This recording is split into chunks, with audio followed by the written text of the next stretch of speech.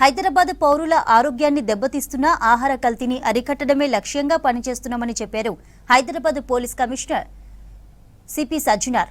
హైదరాబాద్ బేగం బజార్లో ఏర్పాటు చేసిన హెచ్ఫాస్ట్ కార్యాలయాన్ని సందర్శించి పనితీరును సమీక్షించారు. కార్యాలయంలోని వివిధ విభాగాలను పరిశీలించారు. తర్వాత సిబ్బందితో సమావేశమై వారు ఎదుర్కొంటున్న సమస్యలను స్వయంగా అడిగి తెలుసుకున్నారు. సమస్యలను త్వరితగతిన పరిష్కరిస్తామని హామీ ఇచ్చారు.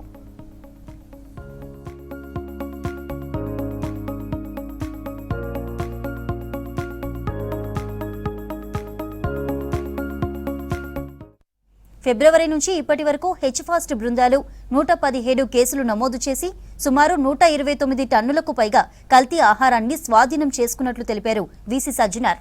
ఈ విభాగం తక్కువ సమయంలోనే దేశవ్యాప్తంగా గుర్తింపు పొందడం సిబ్బంది కృషి ఫలితమని కొనియాడారు. కల్తీ వ్యాపారులపై చట్టపరంగా కఠిన చర్యలు తీసుకోవాలని ఆదేశిస్తూ ఫుడ్ సేఫ్టీ అధికారులతో సమన్వయం కొనసాగించాలని సూచించారు. విధుల్లో ప్రతిభ కనబర్చిన 108 మంది సిబ్బందికి ప్రశంసా పత్రాలు అందజేశారు. ప్రజలు కూడా కల్తీపై సమాచారాన్ని అందించి పోలీసులకు సహకరించాలని కోరారు సజ్జనార్.